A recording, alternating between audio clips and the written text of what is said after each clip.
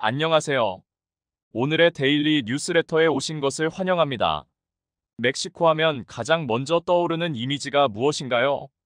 판초를 입고 솜브레로를 쓴 전통적인 모습이나 마초의 이미지가 생각나기도 하지만 사실상 멕시코는 이미지와는 완전히 다른 국가입니다.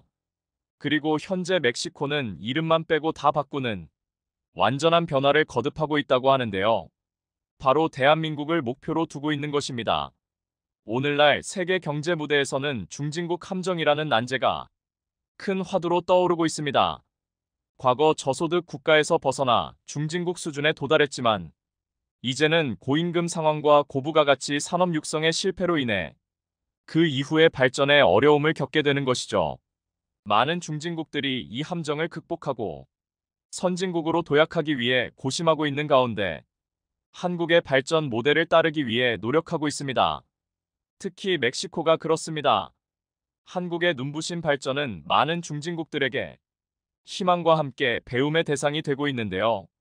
최근 멕시코의 유력 경제 매체 엑스플로라 플래닛은 한국의 경제 발전 모델을 심층적으로 분석하는 특집 방송을 내보내 멕시코 국민들의 뜨거운 관심을 받았습니다. 이 방송은 한국은 1960년대 초반만 해도 세계 최빈국 중 하나였지만 불과 반세기 만에 세계 10위권의 경제대국으로 성장한 과정을 상세히 다루며 멕시코가 이를 본받아야 한다고 강조했습니다. 1억 3천만 멕시코 국민들은 이 방송을 통해 한국의 발전 과정을 하나하나 새기며 큰 충격과 함께 새로운 희망을 발견했다고 하는데요. 엑스플로라 플래닛은 먼저 한국의 현재 위상을 소개했습니다. 특히 한국이 최근 몇 년간 블룸버그가 발표한 글로벌 혁신 지수에서 연속 1위를 차지했다는 점을 강조하며 이는 한국이 단순히 경제 규모만 큰 것이 아니라 질적으로도 세계 최고 수준의 경쟁력을 갖췄다고 전했습니다.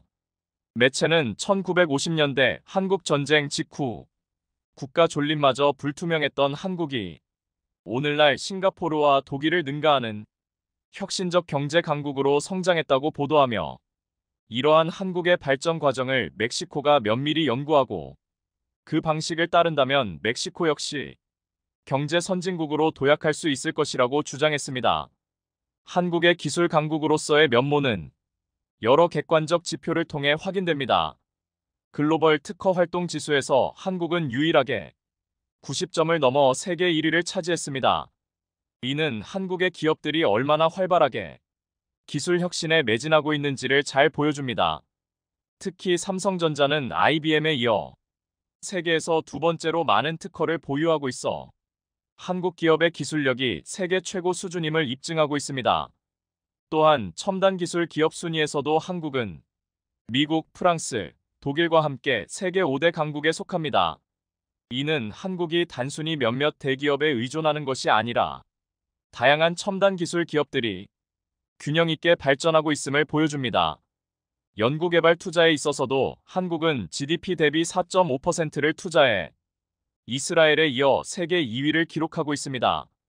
이러한 높은 연구개발 투자는 한국이 지속적으로 기술 혁신을 이뤄낼 수 있는 원동력이 되고 있습니다. 엑스플로라 플래닛은 한국의 과거와 현재를 대조하며 그 발전 과정을 자세히 설명했습니다. 1910년 일본의 식민 지배를 받으며 35년간 고통받았던 한국은 1945년 해방 이후에도 미국과 소련에 의한 국토 분단, 1950년 한국 전쟁 등 연이은 시련을 겪었습니다. 특히 한국 전쟁은 한국의 산업 기반을 완전히 파괴했고 세계에서 가장 가난한 나라 중 하나로 전락했습니다. 그러나 이러한 극심한 역경 속에서도 한국은 놀라운 경제 성장과 민주화를 이루어냈습니다. 1960년대부터 시작된 경제개발 5개년 계획을 통해 한국은 급속한 산업화를 추진했고 이는 눈부신 경제 성장으로 이어졌습니다. 동시에 한국 국민들은 독재 정권에 맞서 민주화를 쟁취해냈고 이는 경제 발전과 함께 국가 발전의 토대가 되었습니다. 엑스플로라 플래닛은 한국이 이러한 놀라운 발전을 이룩한 비결에 대해 5가지를 제시하며 배우자고 했는데요. 1. 독자적 문화와 민족성 유지. 독자적인 문화와 정체성을 지켜왔습니다. 특히 한글은 한국만의 고유한 문자 체계로 문화적 독립성을 유지하는 데 큰 역할을 했습니다. 이 연구 개발에 대한 대규모 투자. 한국은 경제 발전 초기부터 수출로 얻은 외화를 이를 통해 단순한 농업 국가에서 세계적인 기술 강국으로 탈바꿈할 수 있었습니다. 특히 기업들의 과감한 기술 투자가 시너지 효과를 내며 한국의 기술력을 빠르게 향상시켰습니다. 3. 공동체 문화와 근면 성실. 1960년대부터 한국인들은 조국 근대화라는 공동의 목표 아래 하나로 뭉쳤습니다. 열악한 근무 환경과 낮은 임금에도 불구하고 더 나은 미래를 위해 온 국민이 힘을 모았습니다. 특히 1997년 IMF 외환위기 당시 전개된 금모으기 운동은 한국인의 애국심과 공동체 의식을 잘 보여주는 사례입니다. 이러한 정신은 오늘날까지 이어져 한국 기업들이 빠른 의사결정과 효율적인 업무 처리의 바탕이 되고 있습니다. 4. 높은 교육열. 한국은 인재가 곧 자원이라는 인식 아래 교육에 많은 투자를 해왔습니다. 정부와 기업이 협력하여 대학과 기술교육기관을 설립하고 전문 인력을 양성했습니다. 이러한 노력의 결과 한국은 OECD 국가 중 가장 높은 대학 진학률을 자랑하며 세계적 수준의 인적 자원을 보유하게 되었습니다. 5. 도전과 혁신 정신. 1970년대 한국이 반도체와 자동차 산업에 뛰어들었을 때 많은 이들이 회의적인 시선을 보냈습니다. 당시 한국의 기술력과 자본으로는 불가능해 보였기 때문입니다. 그러나 한국 기업들은 이에 굴하지 않고 꾸준히 도전했고 결국 세계적인 기술 강국으로 성장했습니다. 오늘날 한국의 반도체와 자동차는 세계 시장을 선도하고 있으며 이는 한국인의 도전 정신과 끈기의 결과입니다. 엑스플로라 플래닛은 멕시코가 중진국 함정을 벗어나 선진국으로 도약하기 위해서는 한국의 이러한 성공 요인들을 적극적으로 받아들여야 한다고 강조했습니다. 특히 정부와 기업이 협력하여 미래 첨단 산업 육성을 위한 구체적인 로드맵을 수립하고 이를 꾸준히 실천해 나가는 것이 중요하다고 주장했습니다. 매체는 한국의 사례를 통해 멕시코가 배워야 할 구체적인 전략들도 제시했습니다. 한국의 높은 교육열과 전문 인력 양성 시스템을 본받아 멕시코도 교육에 대한 투자를 늘리고 산업 수요에 맞는 인재를 육성해 교육 시스템을 개혁해야 한다고 강조합니다. 또한 K-팝이나 K-드라마처럼 한류의 성공을 참고하여 멕시코도 자국의 문화적 강점을 살린 소프트 파워를 키워야 한다고 주장했습니다. 이는 단순한 문화 산업의 성장을 넘어 국가 이미지 제고와 경제적 이익 창출로 연결할 수 있기 때문입니다. 엑스플로라 플래닛은 이러한 전략들이 단기간에 성과를 내기는 어렵겠지만 장기적이고 일관된 정책 추진을 통해 반드시 성공할 수 있다고 강조했습니다. 매체는 한국이 할 수 있었다면 우리 멕시코도 할 수 있습니다라는 메시지로 방송을 마무리하며 희망과 도전 의식을 고취시켰습니다. 이 방송은 멕시코 사회에 큰 반향을 일으켰습니다. 많은 멕시코인들이 SNS를 통해 우리도 한국처럼 될 수 있다. 교육과 기술에 더 투자해야 한다. 한국을 따라서 잘 살아보자. 정치인들도 이 방송을 언급하며 한국식 발전 모델의 도입을 검토해야 한다고 주장했습니다. 멕시코 언론의 이러한 보도는 한국의 경제 발전이 세계적으로 인정받고 있음을 잘 보여주는 사례인데요. 한국의 발전 과정이 단순한 우연이나 일시적 현상이 아니라 전 국민의 노력과 체계적인 전략, 그리고 끊임없는 혁신의 결과라는 점이 강조되고 있습니다. 우리 대한민국이 선진국으로서의 책임과 역할을 다하며 앞으로도 세계 경제를 선도하는 국가로 더욱 성장해 나갈 것으로 기대됩니다. 미국 대선 토론이 끝난 직후 전 세계 언론들에서는 격한 반응을 보이고 있습니다. 한국의 자체 핵무장에 대해 새로운 시나리오가 무려 미국 대선 토론 중 꺼내졌기 때문입니다. 그로 인해 전 세계 언론들 특히나 한국이 더욱 강대해지는 것을 무척이나 견제하고 두려워하고 있는 국가들에서는 이 미국 대선 후보들의 발언들을 다각도에서 분석하고 파헤치며 그 의중을 읽는 데에 집중하고 있습니다. 어쨌든 간에 대선 토론회는 미국에서 무척이나 화제가 되고 깊게 다뤄지는 주제들만을 다루는데요.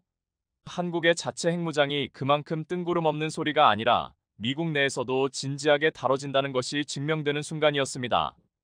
이때 가장 큰 주목을 받는 것은 아무래도 자극적인 말만을 늘어놓은 트럼프와 달리 매 순간 실현 가능하고 목표로 하고 있는 일들을 언급한 해리스의 발언들이었습니다.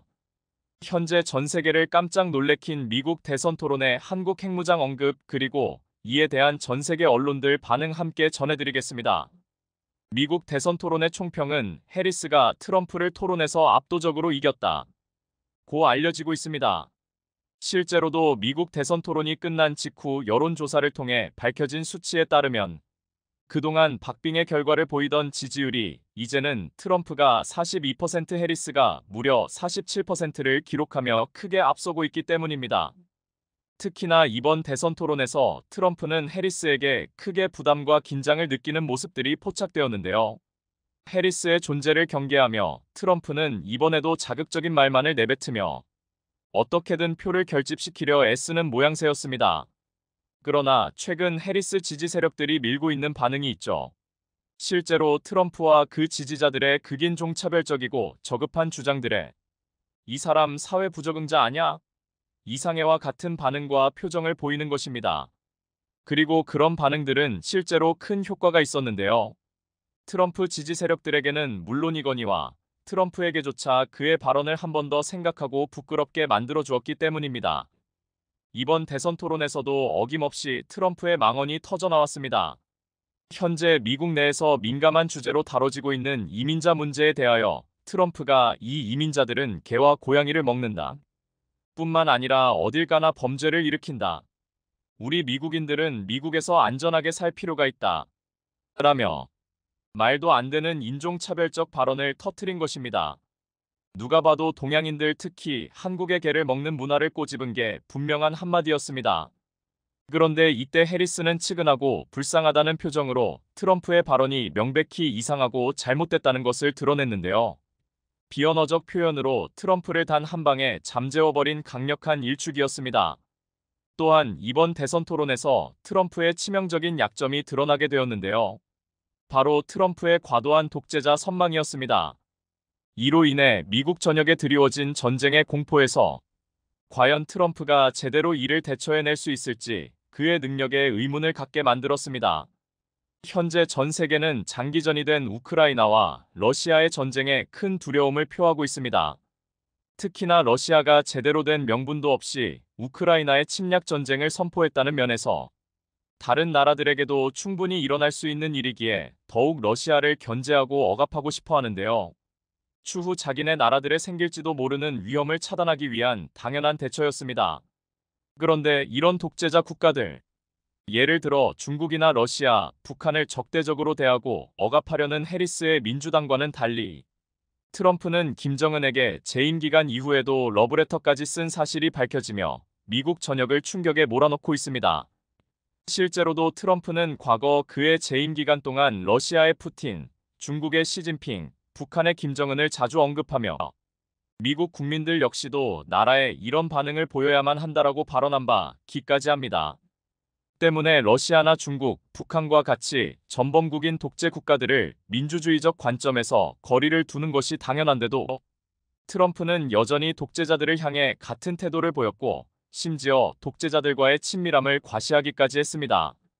당연히 트럼프의 과도한 행동은 미국 내에서 큰 비판을 받고 있는데요. 미국 민주당, 공화당 할 것 없이 만장일치로 도대체 트럼프가 이런 독재 국가들이 잘 지낸다는 것이 미국에게 있어서 무엇이 좋다는 말이냐. 독재 국가의 말을 잘 듣는 사냥개 신세로 전락하고 하는 것이 아닌가라는 강도 높은 비판이 나오고 있습니다. 이번 대선 토론에서도 트럼프는 이 같은 비난을 피하지 못했는데요. 이번 대선 토론에서 가장 중요하게 다뤄야 할 주제들 중 하나로 우크라이나와 러시아의 장기적인 전쟁에 대한 주변국들의 갈등, 또 북한의 비핵화 문제와 전범국인 러시아와 북한의 동맹에 대해 우리 미국이 취해야 할 스탠스가 뭐냐는 주제가 나왔기 때문입니다. 해리스 측의 주장은 과거부터 한결같았습니다. 해리스는 한국을 최우선 국가로 둬야만 할 미국에게 있어서 한국이 가장 중요한 동맹 국가라는 입장을 고수하며 한국에게 주한미군 방위비 분담에 대해서 압박하면 안 된다. 오히려 우리는 다각도에서 한국의 해구산 확장을 고려하고 많은 가능성을 열어두어야만 한다. 고 강경하게 나온 것입니다.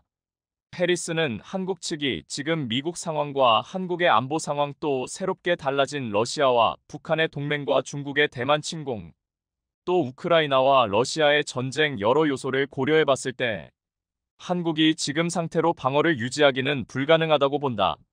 라며 한국이 자체적으로 강력해질 수 있는 발판을 미국이 마련해야만 하고 관련 규제들을 풀어야만 한다고 주장했습니다. 해리스가 내건 조건들은 한국에게 있어서 더할 나위 없는 소식들이었습니다. 그만큼 해리스가 한국의 상황을 얼마나 잘 보고 있는지, 또 그녀가 말한 것처럼 한국을 얼마나 대우하고 있는지를 엿볼 수 있는 부분이었습니다. 당연히 해당 발언들에 한국과 사이가 좋지 않은 나라들과 한국을 견제하고 있는 주변국가 언론들에서는 격한 반응들이 터져 나오고 있는데요. 그러나 그 누구도 해리스의 주장을 제대로 반박하고 나서지는 못하고 있습니다. 해리스가 주장한 사실들이 지극히 현실적이며 실제로도 지금 일어나고 있는 위협들이었기 때문입니다. 이날 대선 토론에 대해 미국 국무부 대변인 역시 해리스의 주장에 동의하는 반응들을 보였는데요. 미국 정치 매체 폴리티코 역시 미국 여론이 과거와 크게 달라졌다.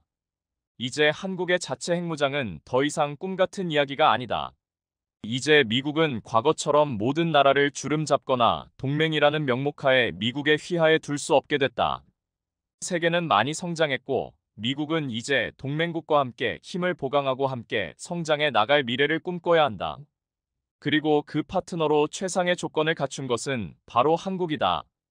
이번 러시아와 우크라이나의 전쟁이 터지고 더욱 명확하게 드러나고 있는 한 가지 사실이 있다. 바로 한국의 군사기술력이 얼마나 발전했는가이다. 이 통계 수치를 봐라. 또 우크라이나와 러시아의 전쟁에 불안을 느끼고 있는 인근 유럽 국가들의 선택을 봐라. 이제 더 이상 세상은 미국을 찾지 않는다. 전 유럽의 선택은 한국 방산이었다. 지금은 K방산이 유럽 전역을 거의 차지했다고 봐도 과언이 아니다. 그에 더해 한국은 이제 우주로까지 나아가려 하고 있다. 이미 많은 유럽 국가들이 한국의 우주 기술과도 계약을 맺는 데에 큰 관심을 보이고 있다. 한국의 군사 기술이 너무나도 훌륭한 것이 입증되었기 때문이다. 군사 기술과 우주 기술은 때려야 뗄 수 없는 분야이다. 군사 기술에서 실력이 입증된 한국의 유럽 국가들이 우주 기술 면에서도 러브콜을 하지 않을 이유가 없다. 이미 한국은 거대한 선진국으로 우뚝 섰다. 현재 한국은 비핵화를 하겠다는 미국과의 약속을 또 전 세계와의 약속을 지키기 위해 당장 핵을 만들 기술이 있는데도 불구하고 그 최첨단 기술의 협약체인 군사 기술을 발전시키고 우주 기술을 발전시키는 데에만 쓰고 있다. 그런데 만일 한국이 자체 핵무장을 통해 전 세계적으로 정평이 나 있는 K방산에 핵 기술들을 접목시킨다면 어떻게 될까? 답은 이미 나와 있다. 미국이 취해야 할 가장 최선의 입장은 바로 한국과의 동맹을 더욱 돈독히 유지하는 것이다. 한국엔 이미 최소 4,000개 이상의 핵을 만들 재료가 충분히 있다. 모두가 쉬쉬하지만 암암리에 다들 알고 있는 사실은 바로 한국이 마음만 먹으면 한 달 안에 핵무장을 끝낼 것이라는 사실이다. 해리스의 말처럼 한국은 미국의 공생에 있어서 가장 최적의 파트너가 되어줄 것이다. 현재 미국을 위협하는 중국과 러시아, 북한의 세력이 어마어마하다.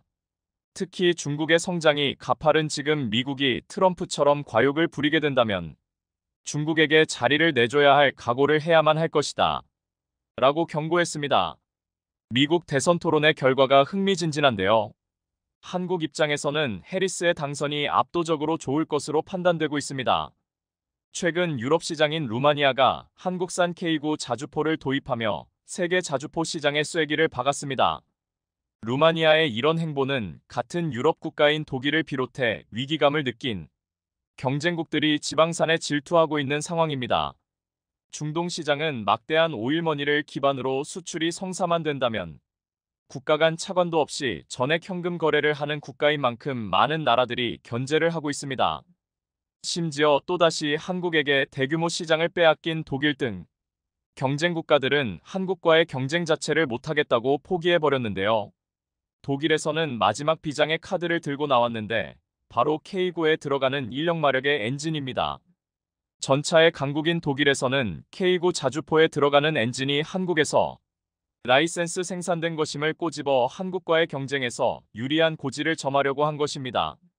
그렇지만 한국은 아예 초강수를 꺼내들었는데 바로 세계 각국에 팔린 K9 자주포 엔진을 모조리 자국산 엔진으로 바꾼다는 것인데요. 한국 방위산업이 중흥기를 맞았습니다.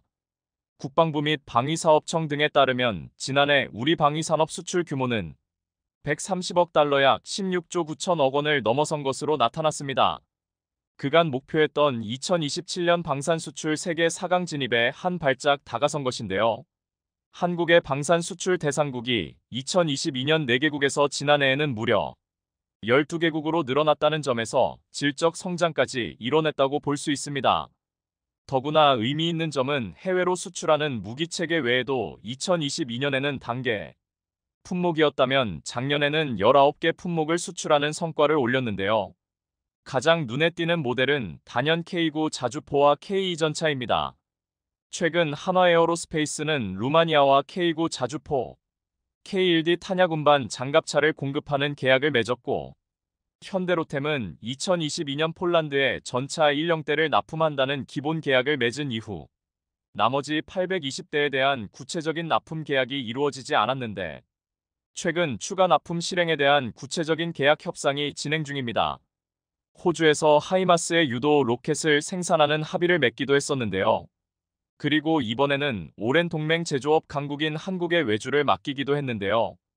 미육군 획득 책임자 더그 보시 차관보는 지역 갈등 상황에서 멀리 떨어진 미국의 공급망에 의존하기보다 믿을 수 있는 동맹국들과 함께 일을 진행하는 것이 중요하다며 미육군을 위한 헬리콥터, 지상전투 차량 포병 시스템과 같은 전통적인 무기를 한국 내에서 공동 생산하거나 구입하는 것이 매우 합리적일 수 있다고 말했습니다. 그러면서 한화의 K9 자주포가 미 육군의 차세대 자주포 입찰에 참가했으면 좋겠다고 전했는데요. 차관보는 155, 52구 경장 자주포인 K9는 매우 발전된 시스템으로 자동장전 기능까지 있어 어떤 면에선 우리 포병 시스템보다 발전되어 있다고 말하며 한국의 포탄 생산 능력은 매우 중요하다고 강조했다. K9 자주포의 발전형인 K9A나 K9A3의 미국 수출을 기대해 볼 수도 있습니다. 그리고 지난번 영국 자주포 사업에서 K9의 미국 진출의 가능성을 엿보기도 했었습니다. 또 동유럽 슬로바키아의 신형 전차 도입 사업에서도 미국의 에미레이 에이브람스, 독일 레오파르트 EH1 등과 함께 K 전차가 후보로 거론되고 있는데요. 이 같은 K방산의 선전은 러시아와 우크라이나, 이스라엘과 하마스의 전쟁 등이 계속되면서 세계 군비 경쟁이 치열해진 영향이 큽니다. 하지만 무기 구매국들이 요구하는 성능과 가격에 신속한 납기 능력까지 갖춘 국가가 지금 전 세계에서 한국 외에는 없다는 점이 주요했습니다. 이런 한국 방산의 약진을 두려워한 유럽은 최근 힘을 합세하여 한국 방산을 저지하기 위해 나서고 있는데요. 그러나 국내 주요 방산업체들은 유럽의 견제를 이겨내고 세계 방산 시장 개척에 나서고 있습니다. 먼저 한화에어로스페이스는 지난 4월 다연장 로켓인 천무 70대 약 1조 2천억 원을 공급하는 계약을 체결했는데 이 계약이 발효되면 한화에어로스페이스와 폴란드 측이 맺은 계약의 규모는 약 14조 원에 달하게 됩니다. 그리고 이제 한국산 무기들은 전 세계 가장 위험한 지역에서 누군가를 지키기 위해 맹활약하고 있는데요. 유럽의 견제와 경쟁국들의 파상 공세에도 불구하고 K9 자주포는 이제 유럽에서도 완벽하게 자리를 잡았습니다. 이에 독일에서는 K9 수출 협상에 독일산 기술로 라이센스 생산된 엔진을 빌미로 계약 성사 직전까지 가서 무산된 적도 있었는데요. 독일의 엔진 갑질 시도에 대한 한국의 대응은 전면 국산화입니다. 한국이 이를 악문 결정적인 이유는 2020년 아랍에미리트와 수출 협상 당시의 사건 때문이었습니다. 그 전부터 독일이 엔진 기술을 문제 삼아 은근히 견제를 걸어오고는 있었지만 아랍에미리트 사업에서는 정말 계약서에 도장 찍기 직전에 독일이 나타나서 그간 한국이 들인 노력을 공중 분해해버렸기 때문입니다. 중동 방면 수출이 얼마나 수익성이 크고 또 그만큼 조심스러운지를 생각해보면 독일의 회사는 그야말로 다 된 밥에 독일은 숟가락만 얹은 셈이 되었는데요. 그 뒤로도 독일은 유독 막대한 수익 창출이 가능한 중동 지역에 K골 팔려고만 하면 끈질기게 방해를 했습니다. 아예 방산 전시 외 견본품 전시조차 못하게 할 지경이었죠. 참다 못한 한국은 독일의 갑질로부터 벗어나기 위해 진아인에서 독일 기술의 작은 뿌리까지 남기지 않고 모조리 뽑아내기로 합니다. 다만 문제는 한국에게 기대한 무기 수준의 디젤 엔진의 국산화에 본 사례가 없었다는 것인데요. 한국에는 독일 엔진을 라이센스 생산하는 기업이 있었을 뿐 누구도 관련 시장에서 독일 기업보다 나은 입지를 보장받지 못하는 엔진 개발 사업에 감히 뛰어들지 못했습니다. 한국은 그동안 기술이 축적된 라이선스 생산 기업인 STX에게 국산화 사업을 맡기는 방식을 골랐습니다. 그동안 독일 엔진을 만들면서 쌓은 노하우를 국산 개발의 원동력으로 승화시킨 것인데요. STX는 한국산업기술기획평가원과 개발협약을 체결한 뒤 불과 3년 만에 엔진 국산화를 성공시켜버렸습니다. 그런데 담당자들의 인터뷰에 따르면 STX가 국산화 과정에서 최우선 목표로 삼은 것은 독일 엔진을 초월하는 성능이 아니었습니다. 다름 아닌 정확히 동일한 재원이었던 것인데요. 외부에서는 그걸 목표로 한다면 다소 목표치가 부족하지 않을까 의아해할 수 있습니다. 하지만 여기에는 확실한 이유가 있습니다. 당장이라도 엔진을 갈아 끼울 수 있게 만들어서 가능한 빠르게 K9을 독일의 영향력하에서 빼내는 것이 진정한 목표였기 때문입니다. 그리고 STX는 이걸 완벽하게 해냈습니다. K9 자주포 체계 장비에 어떠한 변화도 없이 그대로 엔진만 바꿔 탑재하면 국산화에 100% 되는 것입니다. 그런데 그렇다고 해서 이게 성능적인 개선이 없었다는 뜻은 또 아니었습니다.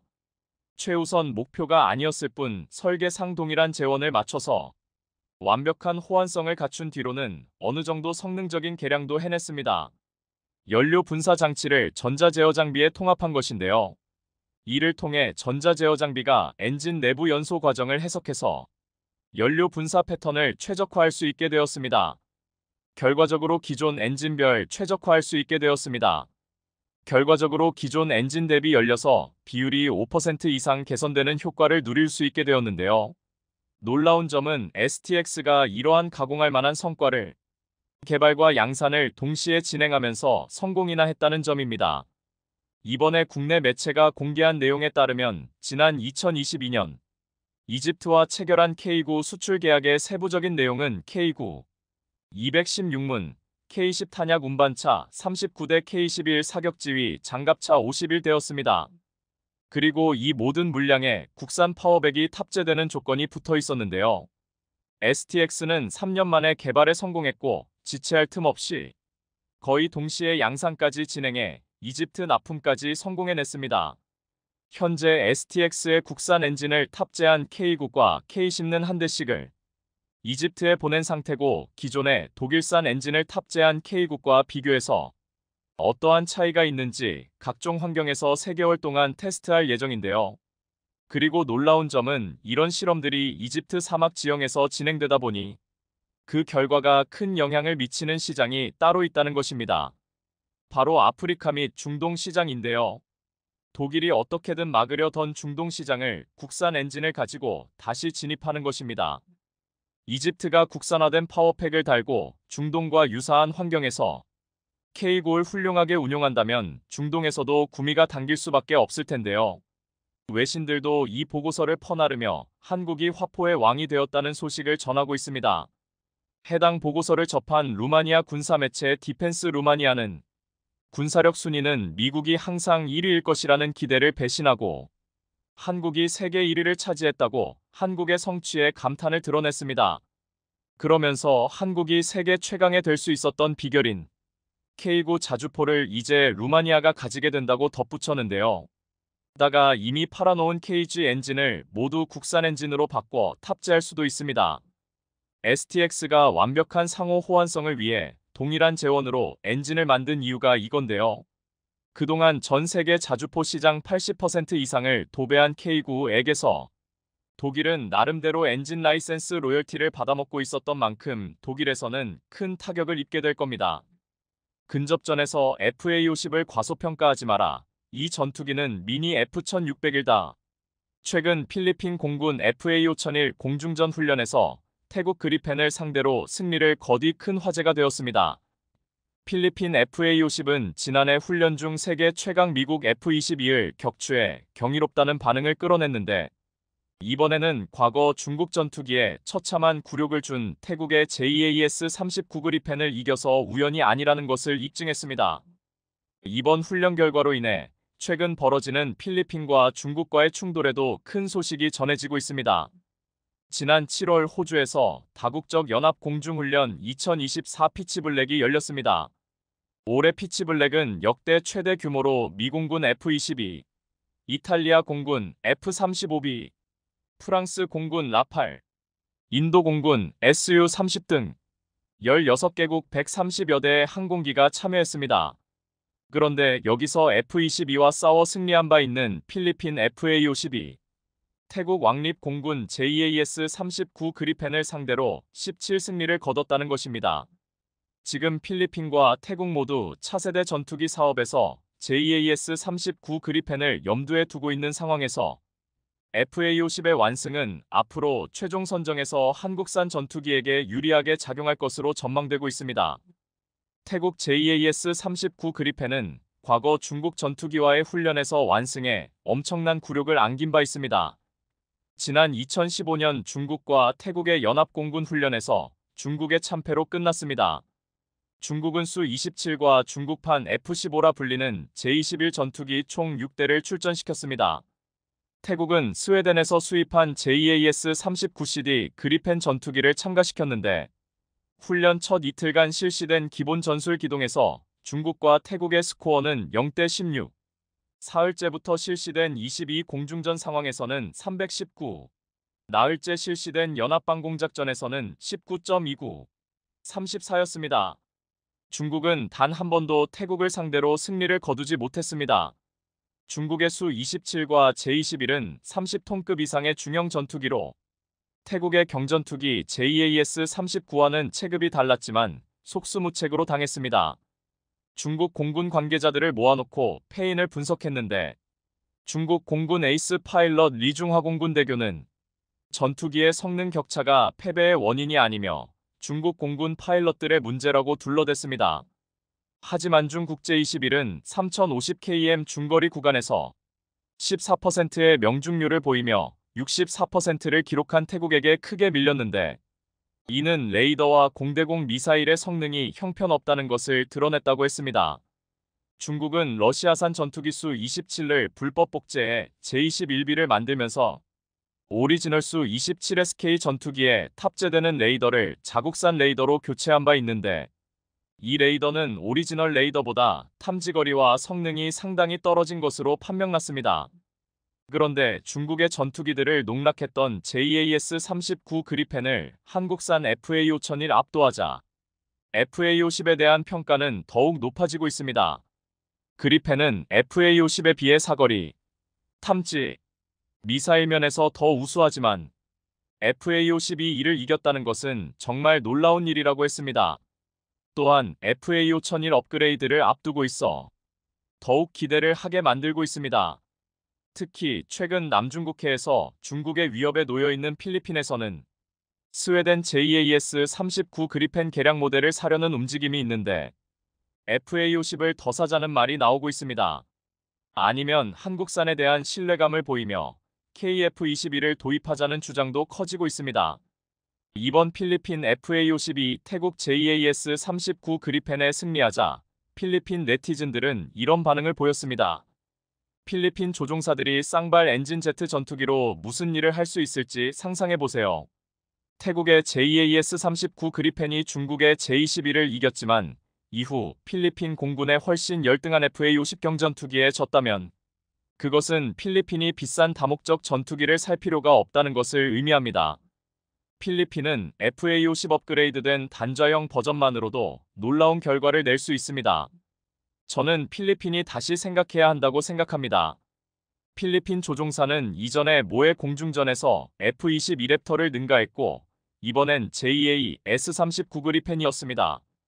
근접 공중전에서 FA-50을 과소평가하지 마라. 그들은 미니 F-16입니다. JAS-39는 FA-50을 죽일 수 있는 첨단 항공 전자장비를 갖추고 있습니다. 하지만 근접 전투 시나리오에서는 FA-50에 대해 악담을 하기 전에 두 번 생각해보세요. 록히드 마틴 또한 FA-50 파이팅 이글의 주요 설계자 중 하나입니다. 필리핀 사람들만 자국 조종사들을 자랑스러워하는 것이 아니라 이 전투기를 제작한 한국 사람들도 자랑스러워하며 행복해합니다. FA-50을 구매할 사람이 더 많아지기를 기대합니다. 이렇게 필리핀인들은 한국산 전투기 FA-50에 대해서 큰 자부심을 나타냈습니다. 인도 매체 유라시아 타임즈는 8월 15일 필리핀이 중국 전투기의 위험한 기동에 대비해 최첨단 항공기인 FA-50 전투기를 배치하는 것을 검토하고 있다고 보도했습니다. 중국은 남중국해와 동중국해의 국제공역에서 외국 군용 항공기를 위험하게 요격하는 것으로 악명이 높다며 지난주에 중국 인민해방군 공군의 전투기 2대가 필리핀 공군 경비행기에 위험할 정도로 가까이 날아가 경로에 플레어를 발사했다고 했습니다. 이 사건 이후 필리핀 국방부 D&D 장관인 길베르토 테오도로 주니어는 이 지역에서 주권을 주장하고 존재하기 위한 끊임없는 투쟁이 될 것이므로 이런 일이 일어날 것으로 예상해야 합니다. 라고 말하며 앞으로 순찰 항공기 호위용으로 FA-50PH를 배치하는 것에 대해 논의하는 것이 필수적이라고 말했습니다. 또한 필리핀 공군 PAF 공보실의 리피엘 산티아고 소토 대령 대행은 중국 공군의 공격적인 기동에 대응할 자산이 있는지에 대한 질문에 FA-50 골든 이글 전투기가 중국의 공군력에 대응할 수 있는 필리핀의 유일한 수단이라고 말했습니다. 군사 분석가들은 필리핀 공군이 군도의 영공을 효과적으로 보호하려면 최소 12개 이상의 다목적 제트기 비행단이 필요하다고 말해왔습니다. 이에 필리핀은 새로운 다목적 전투기를 도입할 예정이지만 당장 중국 전투기를 저지할 수 있는 유일한 무기가 FA-50이라는 것입니다. FA-52 스펙이나 숫자면에서는 중국 전투기에 비할 수 없지만 훈련에서 처참한 결과를 보인 중국 전투기와 실제 붙어볼 만하다는 말까지 나오고 있습니다.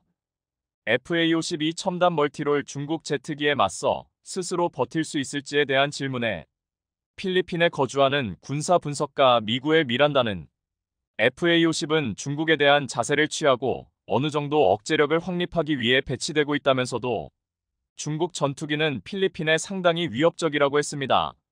그러면서 흥미롭게 FA-50은 작년에 중국에 심각한 타격을 입혔다고 말했습니다. 이 항공기는 중국과 파키스탄이 공동으로 생산한 JF-17을 물리치고 대망의 말레이시아 전투기 계약을 따냈다는 것입니다. 따라서 이 항공기는 경전투기일 수 있지만 전 세계적으로 관심을 끌고 있으며 결코 무시할 수 없는 전력이라고 했습니다. 필리핀 FA-50과 중국 전투기 간의 공중전은 가능성이 낮지만 필리핀 지도부는 FA-50 배치 가능성으로 베이징에 강력한 신호를 보낼 것이라고 했습니다. 이렇게 FA-50에 대한 위상과 인기가 커져가고 있는 가운데 최근 중남미의 국가 도미니카 공화국에서 FA-50을 구매하려 한다는 소식이 전해졌습니다. 페루가 FA-50을 도입하자 지금 중남미에서는 한국산 경전투기에 대한 인지도가 높아지며 많은 나라들이 FA-50 도입에 큰 관심을 보이고 있습니다. 도미니카 공화국은 IT와 함께 섬을 공유하고 있는데 IT는 19세기 수차례에 걸쳐 도미니카 공화국을 침략해 22년간 식민 통치를 하기도 했습니다. 이후 도미니카 공화국은 독립해 관광산업 등으로 큰 경제 발전을 이뤘지만 IT는 폭력과 빈곤에 시달리는 세계 최악의 빈국으로 늘 도미니카 공화국을 위협했습니다. 이에 도미니카 공화국은 필리핀에서 무장 반군 세력을 섬멸했던 FA-50을 도입해 IT와의 국경 지역의 위협에 적극적으로 대응하겠다는 것입니다. 이번 도미니카 공화국이 FA-50을 사려 한다는 소식에 도미니카 공화국 네티즌들은 마치 구세주를 만난 듯 열광하며 이런 반응을 나타냈습니다. 이것이 M346보다 낫습니다. T-50은 첨단 훈련기로는 오늘날 최고다. 레오나르도는 아음속 항공기다. 그때부터 이탈리아는 이미 한국에게 패했다. 이것은 레오나르도 M346보다 훨씬 나은 인수가 될 것이며 공중전 능력을 향상시키고 실제로 우리 공군을 카리브해 및 중앙아메리카 국가에 대한 공중 우위 능력을 가지게 할 것입니다. 훌륭합니다. 우리 도미니카인들은 FA-50과 같은 고급 훈련 및 공격 전투기를 구입하게 되어 기뻐할 것입니다. 나는 한국 제품을 선택하고 장비를 더 많이 사용할 것이다. 좋은 결정입니다. 이 지역에서 멕시코보다 더 나은 공군이 될 것입니다. 현재 FA-50은 필리핀, 태국, 인도네시아, 말레이시아 등 동남아 국가와 이라크, 폴란드에 이어 중남미 페루와 도미니카 공화국, 그리고 중앙아시아의 우즈베키스탄까지 도입을 검토하고 있습니다. 게다가 미국의 훈련기 사업까지 도전하고 있습니다. 지난 2022년 KAI는 FA-50 전 세계 1000대 수출 목표를 잡아 허황되다는 말을 들었는데 놀랍게도 이것이 이제 현실이 되어가고 있습니다. 최근 들어 자칭 대국이라는 중국의 정책이 노골적으로 한국과 일본을 겨냥해 불이익을 주면서 누가 봐도 소국적인 행보를 이어가고 있습니다. 한국, 미국, 일본 등을 포함해 전 세계 16개 국가에서 중국발 대규모 확산을 이유로 중국 입국자에 대한 검역 강화와 입국 제한을 유지하고 있지만 중국에선 한국과 일본만 콕 집어 비자 발급을 중단하는 조치를 내리는 등 주변국 길들이기에 나섰다는 전망입니다. 게다가 한국의 설날 명절을 앞두고 중국 정부는 자국민의 해외 단체 여행을 부분적으로 허용했지만 여기에서도 한국만 콕 집어 제외하는 방침을 내놓는 등 대국답지 않은 속 좁은 면모가 드러나고 있습니다. 그런데 이러한 보복 조치로 한국에서 입국을 막은 지 불과 열흘 만에 중국 측에선 한국의 기업과 중요한 계약이나 협상을 할 수 없게 되어 산업계 전반적인 위기를 맞이하고 있다는 소식입니다. 기존에 알려진 바에 따르면 중국 시장은 워낙 크기에 어떤 산업군이라도 자급자족이 가능하다는 인식이 있었지만 최근 중국이 키워가는 가장 핵심적인 산업 분야에 한국의 도움이 없으면 안 되는 분야가 나오고 있는데요. 얼마 전까지 역대급 호황기를 자랑하던 메모리 반도체 분야는 2022년 단 몇 개월 사이 급격한 냉각기에 접어들면서 주요 메모리 업계는 긴축 경영을 이어가고 있습니다. 메모리 반도체는 한국의 삼성과 SK하이닉스가 전 세계 점유율의 70% 이상을 차지하고 있기에 그만큼 우리나라 경제에 작용하는 영향이 크지만 우리나라만큼이나 영향을 많이 받는 곳은 바로 중국입니다. 중국은 전 세계 메모리 반도체 소비량이 1위인 국가이지만 반도체 자급률이 7%밖에 안 되는 나라답게 대부분의 메모리 반도체를 한국으로부터 수입해 사용 중이며 메모리 반도체를 자체 생산하여 자급자족하는 한국과는 다르게 지금처럼 불안한 메모리 시장은 중국의 고객사들에게 큰 영향을 주고 있습니다. 먼저 미국의 마이크론은 기존에 예고된 설비 투자를 30%나 감산한다고 밝히면서 웨이퍼 생산량도 20% 낮추겠다는 결정을 내렸습니다. 웨스턴 디지털과 키옥시아 역시 낸드 생산량과 설비 투자 분야를 각각 30%, 20%씩 감축한다고 밝혔습니다. 우리나라 SK하이닉스는 예고된 설비 투자의 50%를 감축한다는 발표를 하며 가장 큰 폭의 감축을 예고했는데요. 특히 2022년 4분기엔 1조 원이 넘는 적자를 보면서 엄청난 영업 손실을 기록해 시장에 충격을 주고 있습니다. 경기 침체에 따른 반도체 수요가 감소해 가격 하락에도 영향을 주고 있으며 반도체 재고는 쌓여가고 있어 감산을 결정할 수밖에 없는 상황인데요. 사실 메모리 반도체의 이런 사이클은 주기적으로 반복되는 경향이 있어 업계에선 매우 익숙한 현상입니다.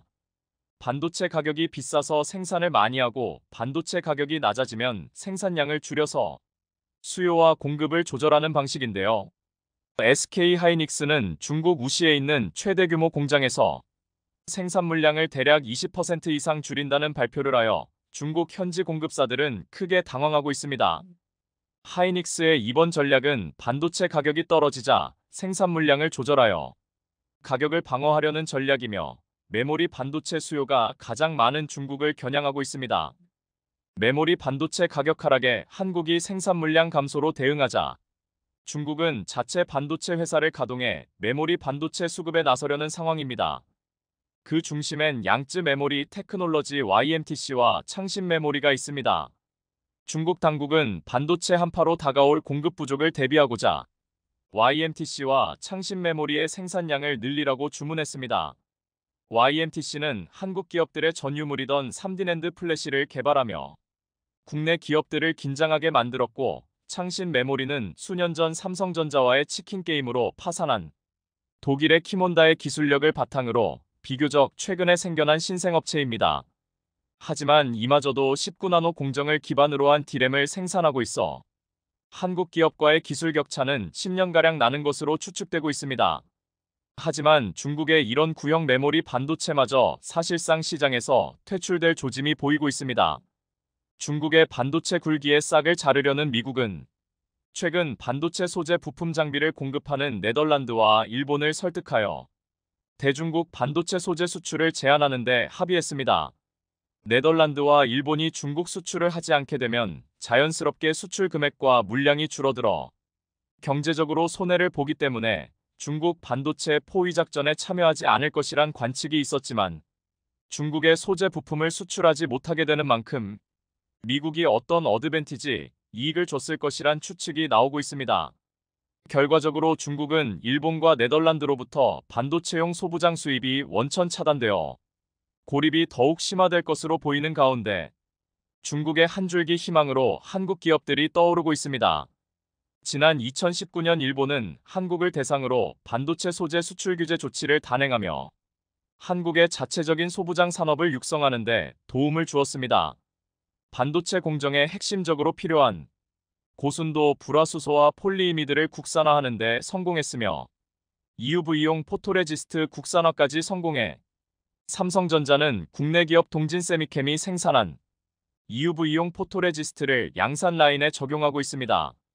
기존 소부장 강국이던 일본과 네덜란드로부터 반도체용 소부장 수입이 전면 막히게 될 중국은 최근 소부장 자체 개발 국산화에 성공한 한국의 기술력이 탐날 수밖에 없는 상황입니다.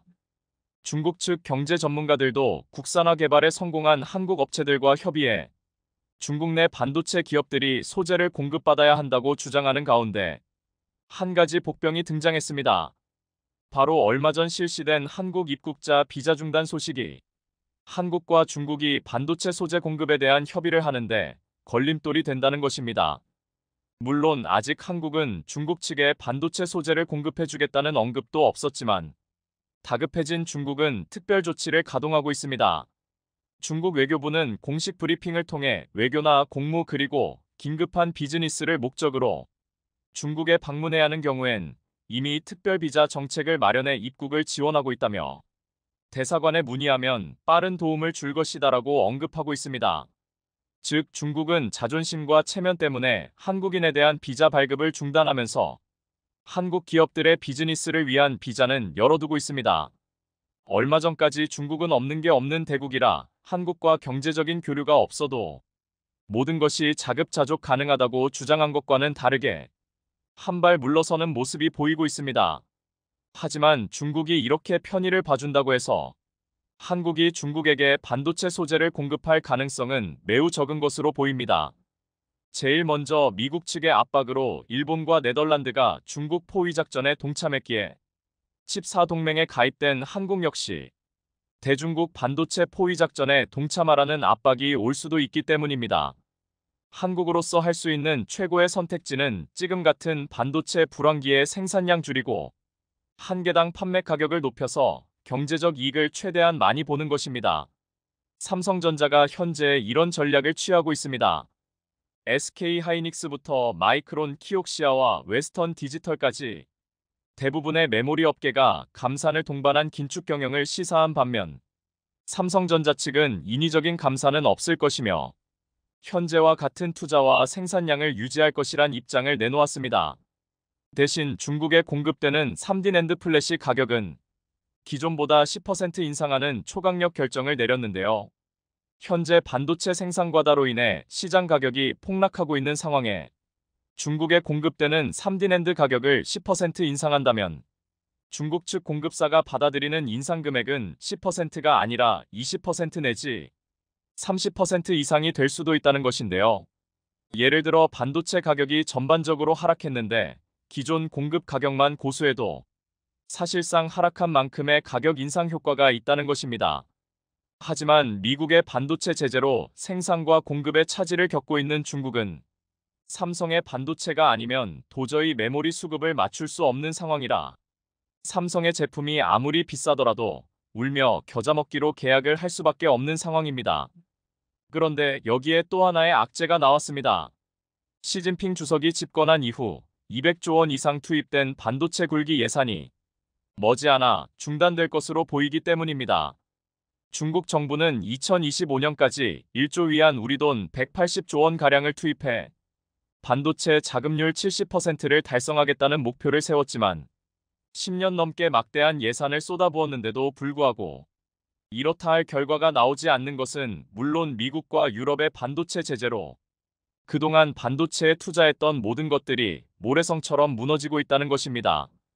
중국 측 기업들의 연구개발 성과가 부진한 것도 있지만 워낙 대규모의 자금이 투입되는 사업이다 보니 중국 측 고위 관리와 반도체 업체 간의 유착이 발생해 천문학적인 보조금을 빼돌리는 일들이 빈번하게 일어나고 있다는 보도가 나왔습니다. 중국이 지난 10년간 막대한 보조금을 지급한 칭화윤희는 얼마 전 유동성 위기로 파산해 법정 관리에 들어갔고 아무도 칭화윤희를 인수하지 않아 결국 국유화되는 결말을 맞이했습니다. 자본이 넘쳐난다고 생각했던 중국은 3년에 가까운 코로나 대응으로 많은 예산을 소진했으며 추가적으로 미국과의 금리 차이로 인한 자본 유출 방어에도 막대한 외화를 소진한 것으로 드러났습니다.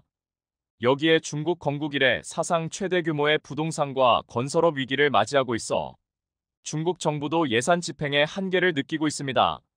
막대한 자본을 쏟아부으면 무엇이든 할 수 있을 줄 알았던 중국은 미국과 국제사회의 제재에 반도체 자금률의 꿈은 점점 더 멀어져 가고 있습니다. 2023년 현재의 7%에 달하는 반도체 자금률은 2025년이 되어서도 10%가 안 될 것이란 전망이 우세하며 여전히 중국에서 필요한 90%가량의 반도체는 한국과 대만으로부터 수입하게 될 것입니다. 상황이 이렇다 보니 중국이 대만 무력 통일에 더욱 목말라 있는 상황이기도 합니다.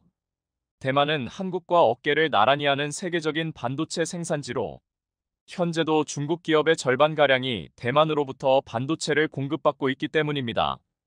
최근 한국 비자를 중단하며 입국을 막던 중국이 자국 산업이 위기를 겪자 시청해주셔서 감사합니다.